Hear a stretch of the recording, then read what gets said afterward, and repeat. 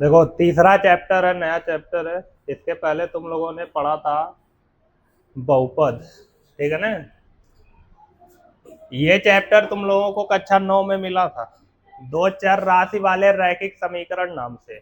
इसमें लास्ट में एक शब्द बढ़ा दिया युग्म, ठीक है ना। तो दो चर राशि वाले रैखिक समीकरण युग्म तुम लोगों को पढ़ना है। बहुत आसान चैप्टर है। 10 की थोड़ी सी चीजें इसमें रहेंगी। जैसे 10 में तुम लोगों ने ग्राफ बनाना सीखा था ना। वही 9 में तुम लोगों ने ग्राफ बनाना सीखा था। 10 में वही ग्राफ बनाने हैं, बस उसमें एक समीकरण रहता था तो ग्राफ में एक लाइन बनती थी, एक रेखा खींचते थे। 10 में क्या होगा, समीकरण युग्म होगा, मतलब एक साथ दो समीकरण होंगे। कितने समीकरण होंगे? दो। तो तुमको एक लाइन के जगह ग्राफ में कितनी लाइनें खींचनी पड़ेंगी? दो। जो तरीका वहां था वही तरीका यहाँ रहेगा। अगर 9 नहीं भी पढ़े हो तब भी मैं जो तरीका बताऊंगा वो तुम लोगों को आ जाएगा और एक बार में ही बनाना सीख जाओगे, ठीक है ना। तो ध्यान से समझना। पहले इसके नाम से हम चलते हैं कि नाम में जो लिखा है चैप्टर के नाम में, उसके हिसाब से समीकरण दिखना कैसा चाहिए। मैं मान के चल रहा हूँ कि 9 तुम लोगों ने पढ़ा ही नहीं है, सीधे 10 में आ गए। 8 के बाद सीधे कहाँ आ गए?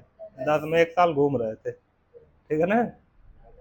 तो दो चर राशि वाले रैखिक समीकरण, स्टार्टिंग में क्या लिखा है? दो चर। दो चर मतलब दो चर राशियां आएंगी। चर राशियां किसको बोलते हो? जिसका मान हमेशा बदलता है। वो कुछ भी हो सकता है, एक्स वाई जेड जरूरी नहीं है, ठीक है ना। जिसका मान हमेशा बदलता है उसे हम क्या बोलते हैं? चर राशियां। तो हम हमेशा एक्स वाई जेड को चर के रूप में यूज करते हैं। उसके जगह एक्स वाई जेड के अलावा कुछ और भी हो सकता है, लेकिन हम यूज किसका करते हैं? हमेशा एक्स वाई जेड का। तो दो चर आएंगे तो हम लोग यहाँ पे दोनों चर को यक्स और वाई के रूप में लेके चलेंगे। ये जो दो चर राशियां होंगी वो कौन कौन सी होंगी? एक यक्स होगा और एक कौन होगा? हाँ, दो चर राशियां होंगी जो कि यक्स और वाई के रूप में आएंगी। उसके बाद रैखिक समीकरण युग्म। रैखिक शब्द आया तो रैखिक शब्द का मतलब क्या हुआ, या रैखिक समीकरण का मतलब क्या हुआ?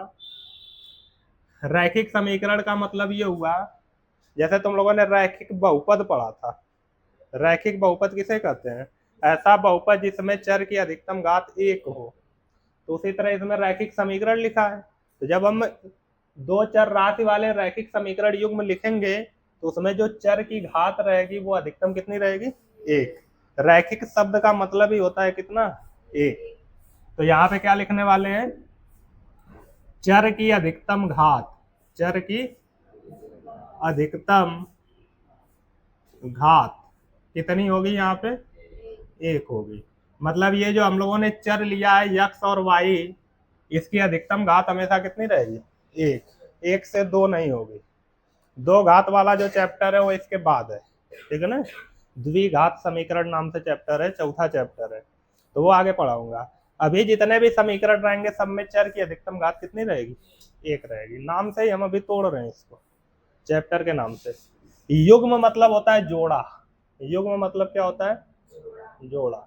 मतलब दो लोग रहेंगे। कितने लोग रहेंगे? दो लोग। तो चर राशि वाले, दो चर राशि वाले रैखिक समीकरण कितने रहेंगे? जोड़े के रूप में रहेंगे, दो दो रहेंगे।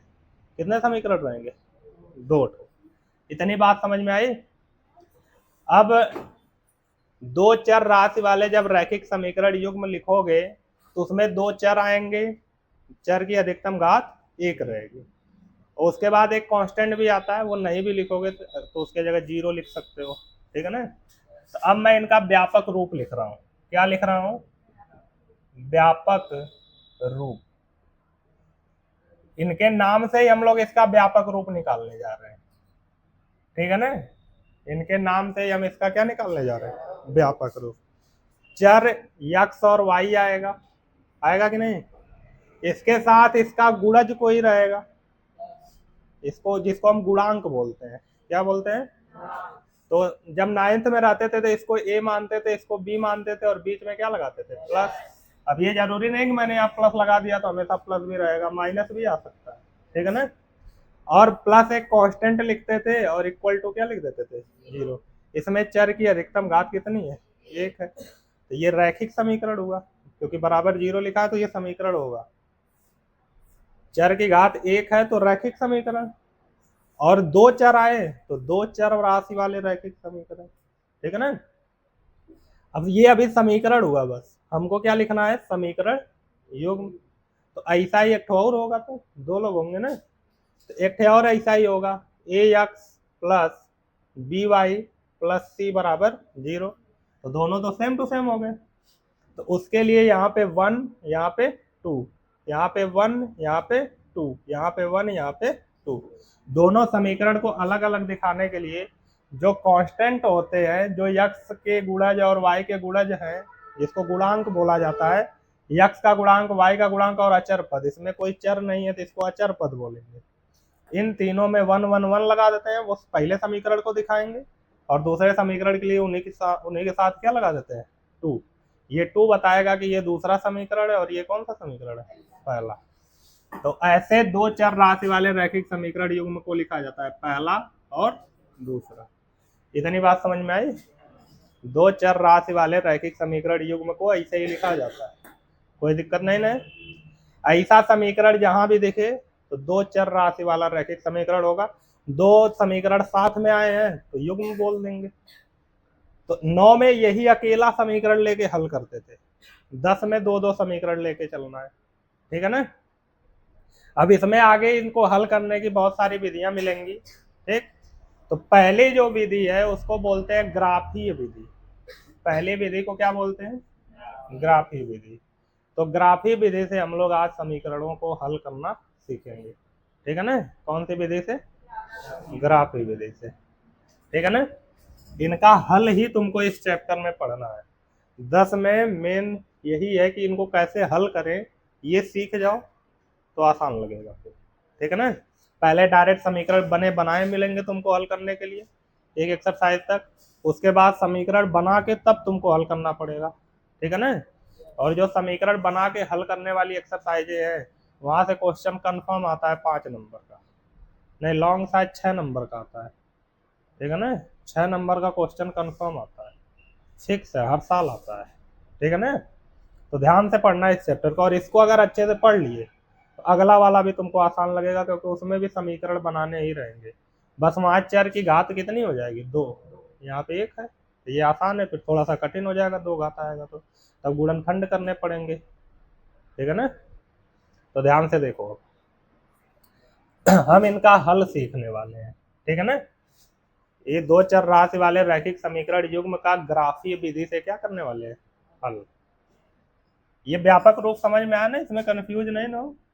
जब भी हमको तुलना करानी होगी दोनों समीकरण की तो हम इन्हीं से तुलना कराएंगे, ठीक है ना। अब लिखते हैं ग्राफीय विधि से हल।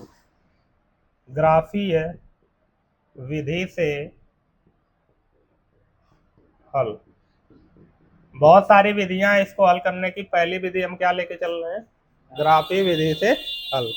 इसके बाद विलोपन विधि आएगी, नहीं पहले प्रतिस्थापन विधि आती है, फिर विलोपन विधि आती है, उसके बाद वज्र गुणन विधि एक होती थी जो अब सिलेबस में नहीं है, कट गई है, पहले होती थी, ठीक है ना। तो कुल कितनी विधियां हैं, 4।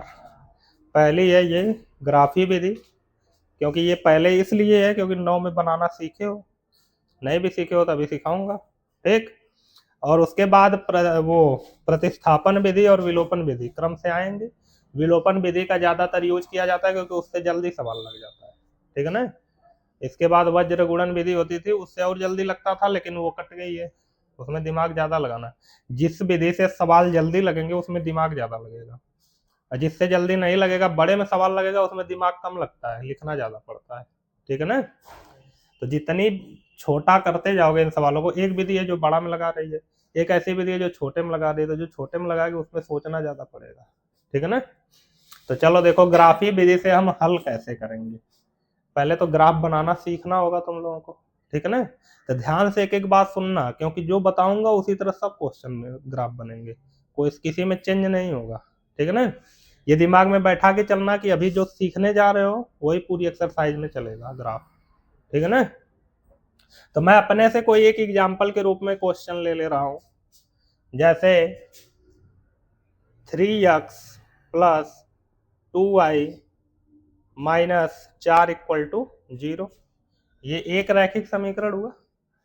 एक और रैखिक समीकरण देखते हैं। जैसे मैंने लिख दिया 4x प्लस 3y प्लस 12 बराबर 0। मैंने ऐसे ऐसे दो समीकरण युग्म लिया कि नहीं लिया ना। एक को मानेंगे समीकरण नंबर 1 और एक को मानेंगे समीकरण नंबर 2। ठीक, ये मैंने अपने से कोई क्वेश्चन बना लिया। ठीक, एक समझ लो एग्जाम्पल के रूप में, उसके बाद हम लोग आएंगे एक्सरसाइज एनसीईआरटी के सभी क्वेश्चन करेंगे। तो इन दोनों समीकरणों को हमको ग्राफीय विधि से हल करना है। कौन सी विधि से हल करना है? ग्राफीय विधि से। यहाँ पे एक चीज इसको थोड़ा सा चेंज कर लेते हैं, क्योंकि दशमलव में अभी मैं नहीं जाना चाहता। पहला क्वेश्चन है तो थोड़ा नॉर्मल लगे, दशमलव में नहीं जाए, ठीक है ना। तो ये दोनों समीकरण है, इनको ग्राफीय विधि से हल करना है। ठीक, अब मैं जैसे जैसे लाइन बाय लाइन लिखूंगा वैसे ही तुमको भी लिखना रहेगा, ठीक है ना। वो एक तरीका है, ये नहीं कि हम कैसा हूं बस ग्राफ बना दे, किसी भी तरीके से मान उन निकाल के ग्राफ बना दे, हमारा आंसर आ गया तो हमको परीक्षा में सब नंबर मिल जाएगा। नहीं मिलता है। एग्जाम में लिखने का एक सही तरीका होता है, उस तरीके से लिखोगे तभी तुमको नंबर मिलेगा। जो 100 नंबर 99 नंबर 98 नंबर लाते हैं वो एक तरीके से लिखते हैं, वो कैसे भी लिख के आंसर नहीं ला देते हैं, ठीक है ना। तो लिखने का तरीका भी बहुत मायने रखेगा। ठीक, नहीं तो मैं इसको केवल समझाना हो, मुझे लिखने का तरीका ना सिखाना हो तो मैं बहुत जल्दी बता सकता हूँ इसको। ठीक, लेकिन लिखने का तरीका ध्यान से सीखना। ठीक, हम पहले समीकरण 1 को हल करेंगे, फिर समीकरण 2 को। 1 को हल करके हम क्या करने की कोशिश करेंगे? ग्राफ बनाने की कोशिश करेंगे। ग्राफ बनाने के लिए हम चतुर्थांश का यूज करते हैं। x अक्ष और y अक्ष उसमें होते हैं ना दो अक्ष, तो x का मान और y का मान निकाल के x अक्ष y अक्ष पे दिखाते हैं, ठीक है ना। तो उसको निकालने के लिए हम क्या करेंगे? सबसे पहले लिखेंगे समीकरण 1 से। क्या लिखेंगे? समीकरण 1 से। समीकरण 1 जो है उसको उतारो, 3x प्लस 2y। ठीक, 3x प्लस 2y माइनस 6 है, इधर जाके क्या हो जाएगा? प्लस 6। हो गया कि नहीं? मैंने समीकरण 1 को ही लिखा है ना, बस इसको पक्षांतर कर दिया। कहीं कहीं डायरेक्ट पक्षांतर करके ही दिया रहेगा, तुमको करना ही नहीं पड़ेगा। ठीक, अब इसके नीचे जब भी लिखोगे समीकरण 1 से समीकरण 1 उतार लिए, कांस्टेंट टर्म को इधर भेज दिए, नियतांक को, अचर पद को। ठीक, अब उसके बाद इसके नीचे तुम बनाओगे डब्बा। क्या बनाओगे? हमेशा हर क्वेश्चन में क्या बनाओगे? डब्बा। ठीक, हर क्वेश्चन में क्या बनाओगे? एक डब्बे में लिखोगे x और दूसरे डब्बे में क्या लिखोगे? y।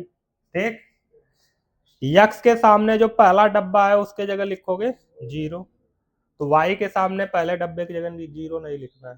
कहाँ लिख देना है? दूसरे, मतलब ऊपर नीचे 0 नहीं लिखना है, बगल अगल बगल में लिखना है।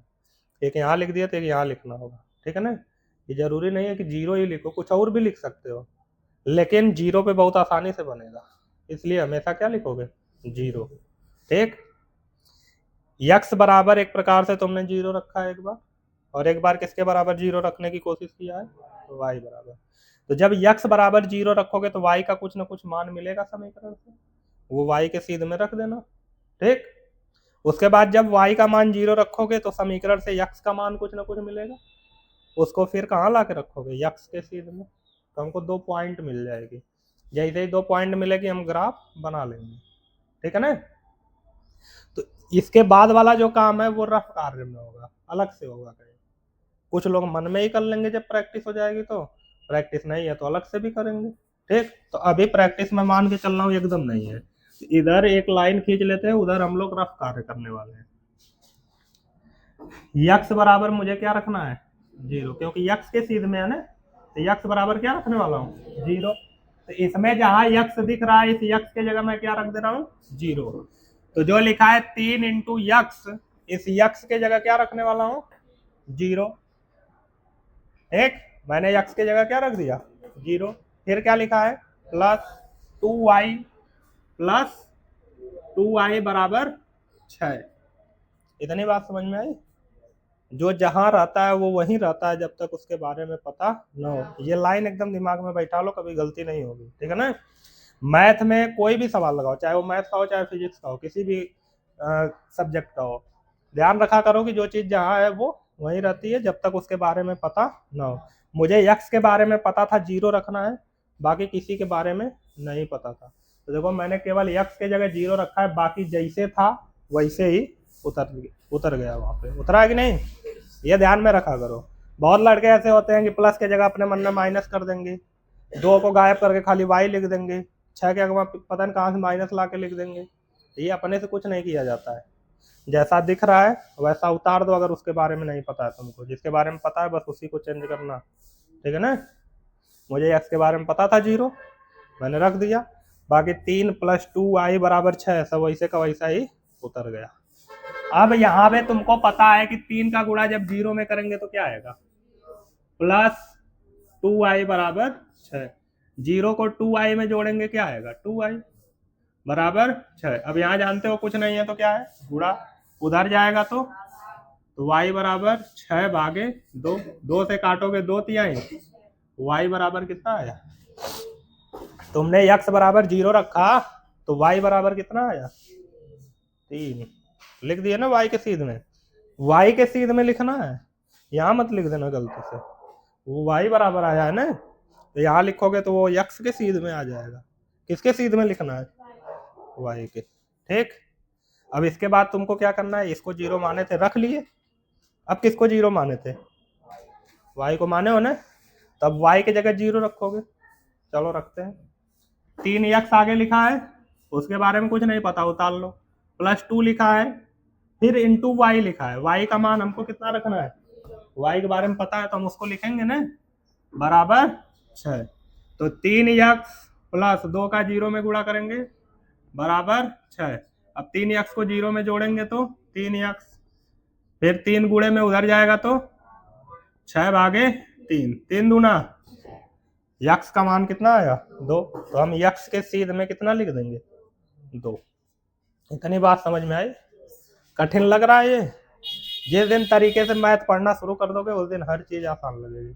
या हमको यहाँ से हमको 2 पॉइंट मिल रही है, x, y बराबर, पहली पॉइंट क्या मिल रही है, 0, 3 मिल रही है कि नहीं, x, y के रूप में ही लिखते हैं ना, तो 0, 3, 2, 0, 2, 0, मैंने जो पॉइंट वहां पे निकाला था उसको ऐसे तरीके से लिख लिया कि x, y बराबर 0, 3 और 2, कोई दिक्कत, यहां तक समझ गए, अगर कहीं दिक्कत होगी तो पूछ सकते हो, ठीक है ना, यहां तक समझ में आया ना, कठिन नहीं लग रहा है, सिंपल है एकदम। चलो समीकरण 1 का हमने काम खत्म कर दिया, जो भी करना था। अब किसकी बारी है, 9 में रहते थे, इतने पे रुक जाते थे, 10 में क्या हो गया, एक समीकरण एक्स्ट्रा हो गया, यही काम दोबारा करोगे तो 1 का कम 2 बार करना है, ठीक है ना, तो बस उससे क्या होगा, थोड़ा सा आधा पेज और लग जाएगा, करना तो वही है, तो कठिन कहाँ हुआ, ये तो 9 में करके आए हो। क्या लिखेंगे, समीकरण 2 से, जैसे यहाँ लिखे थे समीकरण 1 से, वैसे फिर क्या लिखोगे, समीकरण 2 से। तो जब समीकरण 2 से लिखोगे तो समीकरण 2 उतारोगे, उतारो, क्या लिखा है, 4x + 3y, 12 प्लस में है, इधर आएगा तो -12, लिख लिए। अब क्या किए थे, लिखने के बाद डब्बा बनाए, बना दो, ये हमेशा करना है, ठीक है ना, जो तरीका बता रहा हूँ इस तरीके से सब सवाल लग जाएंगे, इसके अलावा कुछ चेंज नहीं करना है तुमको, ठीक है ना।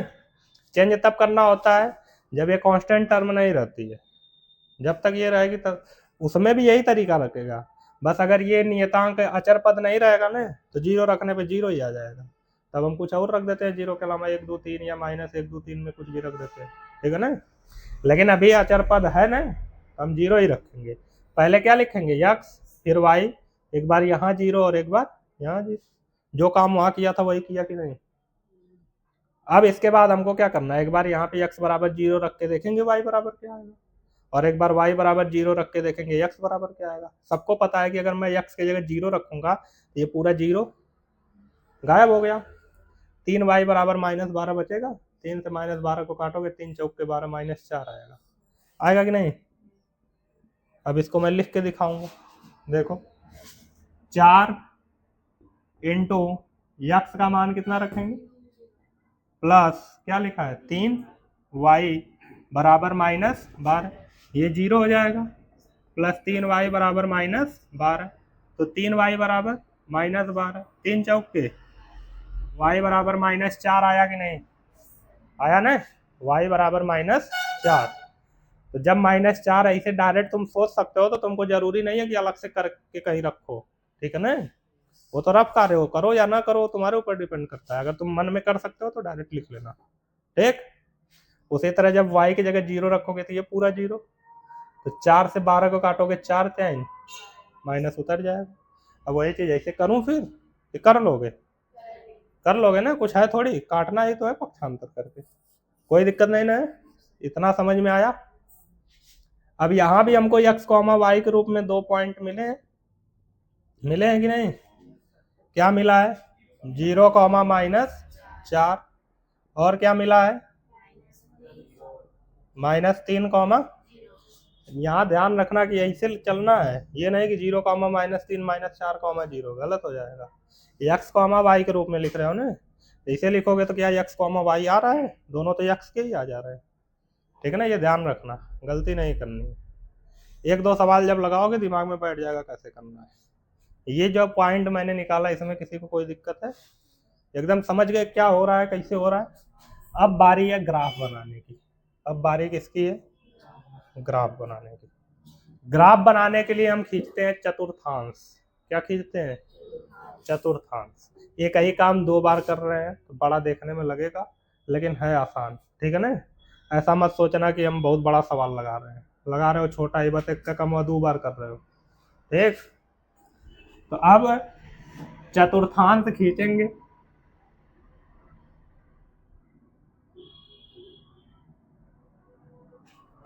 ये कौन सा अक्ष है, ये कौन सा अक्ष है, इधर कौन होगा -x या x डैश भी लिख सकते हो। इधर कौन सा अक्ष होगा -y। इतना समझ में आ ही रहा होगा। ये तो चतुर्थांश 9 में था कि नहीं, 10 में भी है लेकिन आगे वाले चैप्टर में है। इसको क्या बोलते हैं मूल बिंदु। इसको क्या बोलते हैं, सभी मान यहीं से लिखना शुरू करते हैं। ये क्या होता है 0, 0,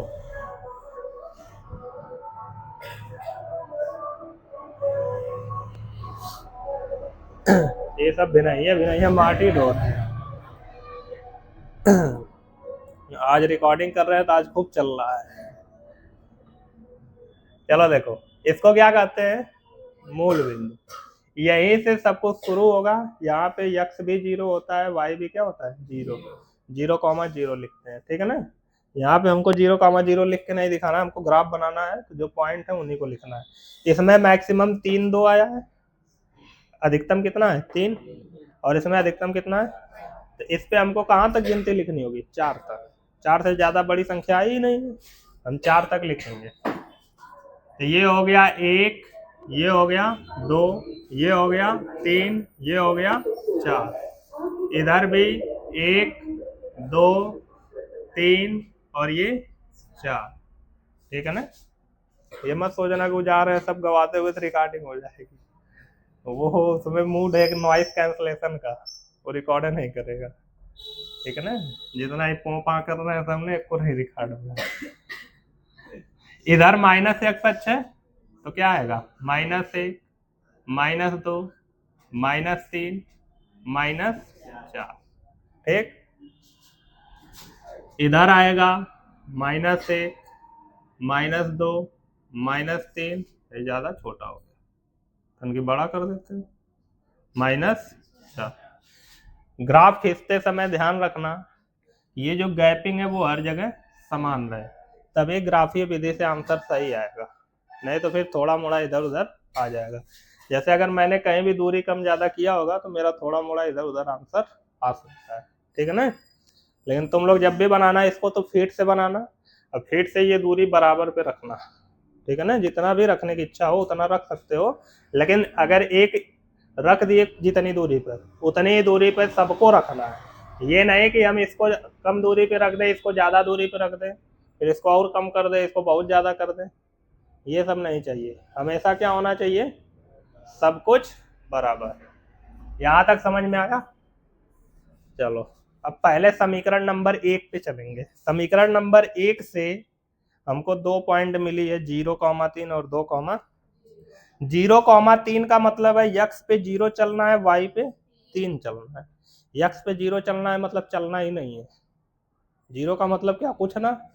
यक्स पे कुछ नहीं चलना है, बस किस पे चलना है, तो चल देते हैं। यक्स पे चलना ही नहीं है, वाई पे कितना चल देते हैं, यही होगा 0, इसका नाम रख देते हैं ई। इसका नाम क्या रख देते हैं, मुझे एक्स पे नहीं चलना था, केवल वाई पे चलना था, लिख दिया 0,3। तो आसान है ना 0,3 दिखाना, एक पे चलना ही नहीं है, बस एक पे चलना है। फिर 2,0 मतलब यक्स पे 2 चलो, वाई पे चलो ही मत। यक्स पे 2 चलो और वाई पे चलो ही मत। तो यक्स पे 2 कहाँ मिलेगा, इधर मिलेगा, इधर तो -2 मिलेगा। ये रहा 2, वाई पे चलना है नहीं तो यही रुक जाओ। ये हो गया 2,0, इसका नाम क्या रख देते हैं, बी। ये दोनों पॉइंट हमको मिल गई, जो हमने पॉइंट निकाल रखा था वो दोनों पॉइंट हमको मिल गई कि नहीं। तो जैसे ही हमको दोनों पॉइंट मिल जाएंगे उसके बाद ये नहीं कि हम इसको भी खोजने लगे।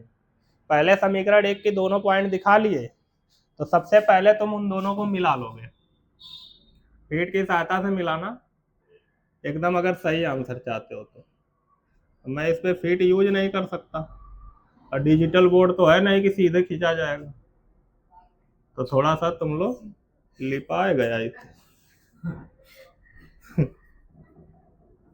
जैसे खट्टा छूट रहा है।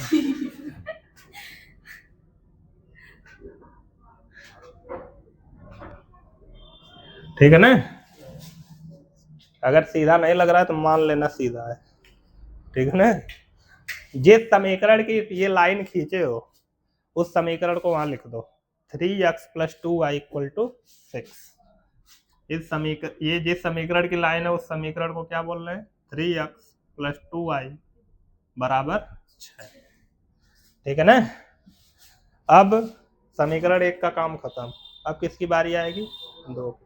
तो समीकरण 2 से पॉइंट मिले हैं 0, -4। तो 0 मतलब यक्स पे चलना ही नहीं, पहले यक्स होता है फिर बाद में कौन होता है, वाई। पहले यक्स वाला 0 हो गया, तो यक्स पे नहीं चलना है, किस पे चलना है, वाई पे चलते हैं। वाई पे -4 ये रहा, यही ना है, वाई पे -4 यही ना है कि नहीं। तो यही होगा 0, -4। ए हो चुका है, बी हो चुका है, तो इसका नाम क्या रख देंगे, सी। उसके बाद दूसरी पॉइंट क्या है, -3, 0। मतलब यक्स पे -3 चलो, वाई पे चलो ही मत। यक्स पे -3 चलो और वाई पे चलो ही मत। ये आया -3, 0। इसका नाम क्या रख देते हैं, डी। इसका नाम क्या रख देते हैं, ये तो हम लोगों ने ऐसा ग्राफ बना दिया कि बहुत दूर जाके काटेगा। चलो अब बना दिए तो खींच देते हैं, क्या पता कटबे न करो, ये हो सकता है।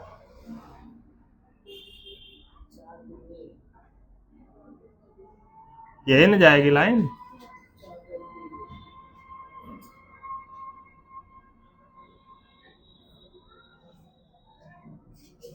जैसे लग रहा है कि समांतर है, लग रहा है कि नहीं। समीकरण का नाम क्या है, 4x + 3y = -, लिख रहा हूँ, दिमाग काम करना बंद कर दिएगा। ठीक है ना, ये दोनों समांतर है, ये टेढ़ा लग रहा होगा इसीलिए समांतर नहीं लग रहा होगा, मैं इसको सीधा कर देता हूँ। अब सही है ना, ये दोनों क्या है, समांतर। एक और यहाँ से सीधा दिख रहा है, एक एक तरफ से टेढ़ा दिख जा रहा है और टेढ़ा हो गया। अब मान लो सीधा है, ठीक है ना। अब लगता है फीट खरीदनी पड़ेगी। ये दोनों समांतर है, ठीक। कहीं काटेगा ये नहीं काटेगा, मतलब उन दोनों समीकरण का हल नहीं प्राप्त होगा। जब ये दोनों रेखाएं कहीं एक दूसरे को काटती तभी हमको समीकरण का हल मिलता है, नहीं तो नहीं मिलता है। ये दोनों रेखाएं क्या हो चुकी हैं, समांतर हो चुकी हैं। ये दोनों रेखाएं क्या हो चुकी हैं, तो जब दो रेखाएं समांतर होती हैं तो वो एक दूसरे को कभी नहीं काटती है। जब काटेंगे ही नहीं तो हल ही नहीं प्राप्त होगा। मतलब इन दोनों समीकरण युग्म का हल प्राप्त करना संभव नहीं है, एक भी हल प्राप्त नहीं होंगे, ठीक है ना। होती जाके एक बुक से लिया जाए क्या सब क्वेश्चन, देखो दो बार प्रैक्टिस हो जाएगी, फायदा ही फायदा है, ठीक है ना। चलो एक बार दिमागवा सही से काम नहीं करता है ना तो अपने मन में क्वेश्चन और बनाते हैं तो कुछ उल्टा पुल्टा हो जाता है उसमें। देखो इसमें एग्जाम्पल नंबर 1 दिया है, उसी को ग्राफी विधि से हम हल करेंगे। पहला समीकरण दिया है x प्लस 3y बराबर 6 और दूसरा समीकरण दिया है 2x माइनस 3y बराबर 12। ये हमारा है समीकरण नंबर 1, ये हमारा है समीकरण नंबर 2, ठीक है ना। चलो इसको लो रखो। एग्जाम्पल नंबर 1, उदाहरण नंबर 1,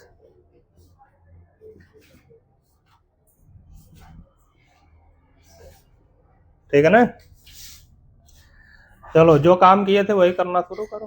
क्या किए थे, समीकरण 1 से एन लिखे थे, लिखते हैं समीकरण 1 से, ठीक है ना। कुछ चेंज नहीं है, जैसे किए थे वैसे। समीकरण 1 से लिखे थे, समीकरण 1 उतारे थे, उतार लो। किताब उतार पेज मत पलटो, अब मैं दिखा दूंगा कहाँ है। x प्लस 3y बराबर 6 उतार लिए समीकरण 1। फिर क्या करते थे, फिर इसके बाद हम बनाएंगे डब्बा।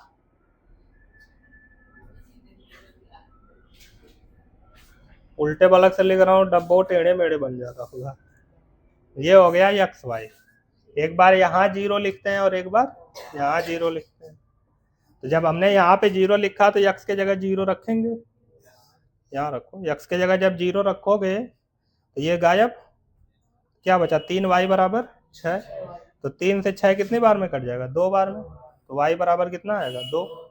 रफ कार्य पे करना पड़ेगा कि कर लोगे, कर लोगे ना, 3 दूना 6। फिर किसके बराबर 0 रखना है, y की जगह 0 रखोगे तो ये गायब। तो x बराबर क्या बचेगा 6। x के साथ कुछ है नहीं कि आगे इसको काटेगा, तो 6 पूरा उतर जाएगा। तो यहाँ पे x, y बराबर 2 पॉइंट मिले।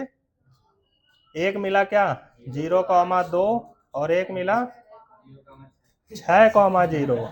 पहले x वाला फिर y वाला, ठीक है ना। 0,2 फिर 6,0, ठीक। इसके बाद क्या करते हैं, लिखते हैं समीकरण 2 से, समीकरण 2 से। फिर समीकरण 2 उतारते हैं, 2x माइनस 3y बराबर, इसके नीचे क्या बनाएंगे डब्बा। डब्बा बनाने के बाद क्या करते हैं, यहाँ लिखते हैं x, यहाँ लिखते हैं y, ठीक है ना। तो एक बार x में 0 और एक बार ऊपर नीचे, एकदम डायरेक्ट 0 नहीं लिखना है। x के जगह 0 रखोगे ये गायब, 3 चौक के माइनस भी है, माइनस भी इधर जाएगा ना, इतना तो आती है कैलकुलेशन। फिर y की जगह 0 रखोगे ये पूरा गायब। तो 2x बराबर क्या बचेगा 12। तो 2 छक्का ये आएगा। यहाँ पे जो पॉइंट मिले x, y बराबर, वो क्या मिला 0, -4 और 6, यही 2 पॉइंट मिले ना। देखो उससे आसान है कि नहीं, पॉइंट निकल गए सब। अब क्या करेंगे, चतुर्थांश खींचेंगे। ये है y अक्ष और ये कौन सा अक्ष है, x अक्ष। ये वाई अक्ष, इधर कौन सा अक्ष है, माइनस एक्स, और इधर कौन सा अक्ष है, सबसे बड़ी गिनती में कौन है, 6, तो 6 तक लिखेंगे। चलो लिखो, 1 2 3 4 5 6, यही ना। इधर भी 1 2 3 4 5, जगह कम पड़ गई। तो यहाँ ध्यान से देखो, y पे 6 चाहिए ही नहीं, हरदम x से बराबर 6 है, तो y पे जब 6 चाहिए ही नहीं तो 5 तक हो गया, बताओ, ठीक है ना। इधर क्या होगा, -1 -2 -3 -4 -5, ठीक। इधर भी वैसे लिखो, -1 -2 -3 ठीक, ठीक है ना। अब पॉइंट दिखाना शुरू करते हैं। पहला समीकरण में कौन कौन पॉइंट आई है, 0,2 और 6, तो 0 मतलब x पे चलना ही नहीं है, y पे कितना चल देना है, तो ये है y पे 2, तो इसी का नाम रखेंगे a, जो कि होगा 0,2।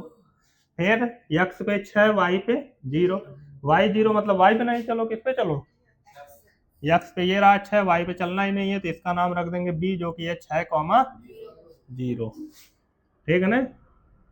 सीधे है, नहीं भी होगा तो मान लेना, माना सीधे, धनुष बन जा रही है, डॉट वाला सही था ना, कवन सियाही दे दिया कि लिपाया जा रहा है। अब माना सीधे है, इसका समीकरण क्या है, समीकरण इसके ऊपर जरूर लिखना, x + 3/6, ठीक। पहले समीकरण की लाइन खींच दिए, 9 में इतने पे रुक जाते थे, 10 में एक और खींचना पड़ता है, 0, -4, x पे 0, y पे यही ना होगा, इसका नाम सी रखेंगे, 0, -4, ठीक। उसके बाद 6,0, x पे 6, y पे 0, सही कहा ना, 6,0, फिर से थोड़ा दिखाओगे, एक जगह दिखाए हो ना, तो दूसर का 6,0 है, तो इसको ले जाकर उसी से मिला तो 6,0, ठीक है ना। चलो देखो, ये टेढ़े नहीं होगा, पहला ही हो जा रहा है, लगता है कि आज मान के चला हूं कि सीधे नहीं लाइन खींचूंगा, इतना चित्र बनाता हूँ फिजिक्सिया में, एको भी टेढ़े नहीं खींचता हूँ, आज लगता है नजर लग गई है कलियां का। ये यहाँ पे आके काट दिया। इसका समीकरण क्या है, 2x - 3y बराबर, ये दोनों लाइनें एक दूसरे को कट कर रही हैं। अब ध्यान रखना कि जिस बिंदु पर समीकरण युग्म की रेखाएं प्रतिच्छेद करेंगी, उसी बिंदु को समीकरण युग्म का हल माना जाता है, ठीक है ना। नोट लिख देता हूं, ये हर क्वेश्चन में तुमको नहीं लिखना रहेगा, इससे तुमको पता चलेगा कि आंसर क्या है, ठीक है ना। तो लिखेंगे कि जिस बिंदु पर समीकरण युग्म की रेखाएं प्रतिच्छेद करेंगी, प्रतिच्छेद करना मतलब काटना, ठीक है ना, प्रतिच्छेद करेंगी, वही बिंदु रैखिक समीकरण युग्म का क्या होगा, हल होगा। रैखिक समीकरण युग्म का क्या होगा, हल होगा। तो यहाँ पे किस बिंदु पर प्रतिच्छेद कर रही हैं, 6,0, तो x पे 6 है, y पे 0, तो मतलब जब समीकरण युग्म को हल करेंगे तो x बराबर क्या आएगा, 6, और y बराबर क्या आ जाएगा, 0, यही इसका आंसर है। x बराबर 6 आ जाएगा, y बराबर क्या आ जाएगा, समझ में आई बात। ऐसे ही सभी क्वेश्चन को हल करना है। ये नहीं लिखना है, ये मैंने एक बार लिख दिया ताकि सभी क्वेश्चन में इसका यूज कर सको। जहां काटी वहीं आंसर, वहीं उत्तर, ठीक है ना। चाहे ये अक्ष पे काटे, चाहे इधर बीचवा में कहीं काट दे, हर जगह ये आंसर मिलेगा तुमको जहां कट करेगा, ठीक है ना। और एक बात याद रखना, जितनी बार काटेगा उतनी बार आंसर मिलेगा, ठीक, जितनी बार काटेगा उतनी बार आंसर मिलेगा। यहाँ एक घातीय समीकरण है, रैखिक समीकरण का मतलब मैक्सिमम पावर कितनी है 1। तो एक घातीय समीकरण है तो इसका मतलब एक का जगह काटेगा, या तो कटबे नहीं करेगा या तो बार बार काटेगा। अगर उनका हल होगा तो एक का बार काटेगा, ठीक है ना। एक होता है अपरिमित रूप से अनेक हल, उसमें क्या होता है कि एक चिन्हवा खींचे, एक लाइन खींचे, उसके बाद दूसरे को वही भी खींचाने लगता है, ठीक है ना, तो उसको संपाती बोलते हैं। तो अगर एक बार काट रहा है तो एक आंसर, 2 बार काट रहा है 2, 3 बार काट रहा है 3, अनेकों बार काट रहा है तो एको बार नहीं काट रहा है तो एको हल नहीं, ठीक है ना। तो इन समीकरण युग्म को 3 तरीके से लिखा जाता है। एक तरीका ये है, इसको हमने बनाया तो एक बार कट किया। एक समीकरण युग्म ऐसा होगा जिसको हम बनाएंगे तो एको बार नहीं काटेगा, समांतर हो जाएगा, अभी हुआ था मिटा दिया मैंने। उसके बाद एक समीकरण युग्म ऐसा होगा कि वो हरदम काटेगा। हरदम काटने का मतलब एक लाइन खींचे, है जो लाइन ऐसे आई थी उसको भी जब खींचने की कोशिश करोगे बिंदु निकाल के ऐसे ही, तो वो भी उसी के ऊपर खींचा जाएगी। उसको बोलते हैं संपाती, बार बार काटी, तो जब बार बार काटी तो बार बार आंसर मिली, तो उसको बोलते हैं अपरिमित रूप से अनेक हल। तो ये 3 स्थितियां हैं, ठीक है ना। ये 3 स्थितियां कब देखने के लिए मिलेंगी वो मैं बताऊंगा, एग्जाम्पल दूंगा, फिर फार्मूला लिखूंगा, ठीक है ना। बाकी ये जान गया ना कैसे ग्राफ बनता है, जाके एक बार प्रैक्टिस करना बनाने की, ठीक है ना। चलो नोट करो।